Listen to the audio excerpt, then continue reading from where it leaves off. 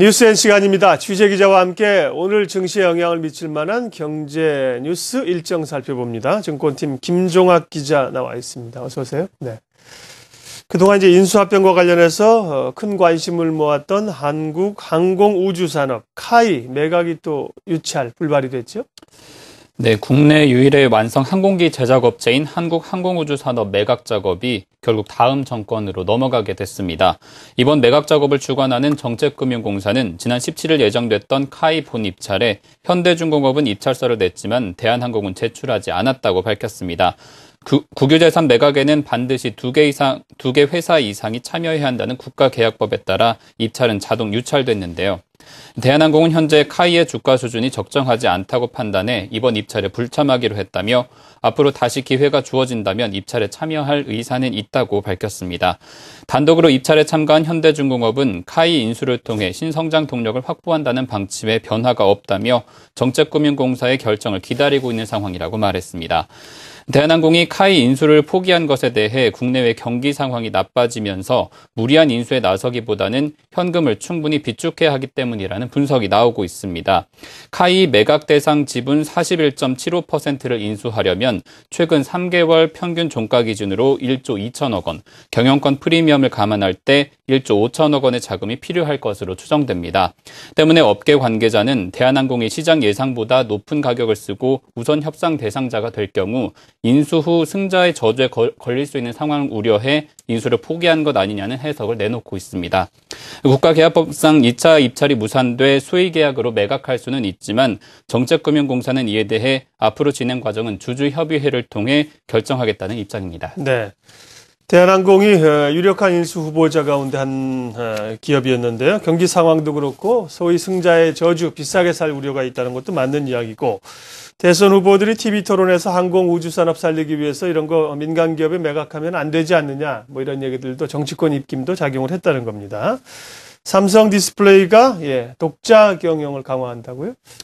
네, 삼성 디스플레이가 삼성전자를 떠나 독자 경영에 나섭니다. 삼성 디스플레이는 옛 삼성전자 LCD 사업부와 삼성 모바일 디스플레이가 지난 7월 합병돼 설립된 회사로 그동안 삼성전자 부품 부문에 속해 있었는데요.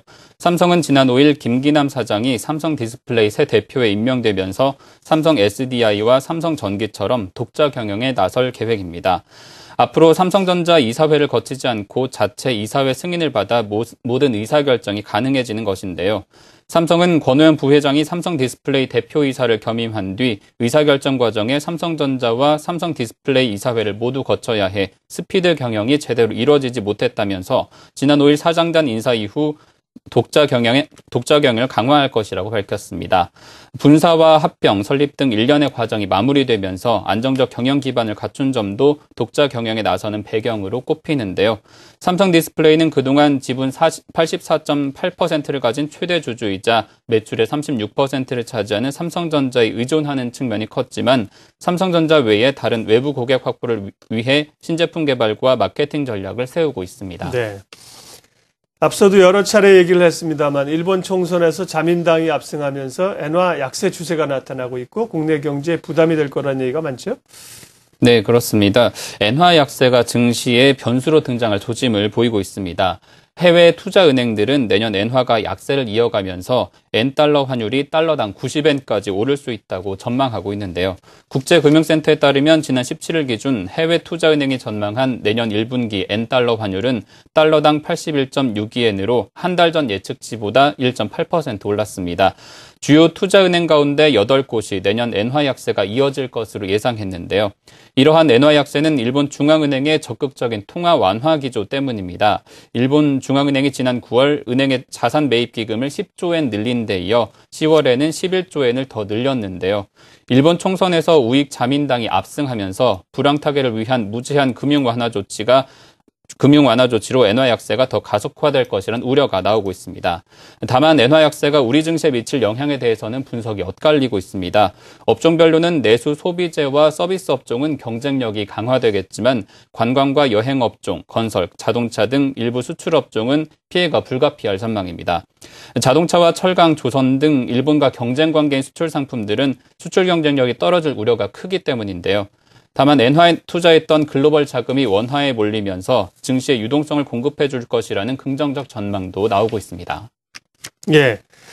마지막으로 오늘의 주요 경제 일정 봐주십시오.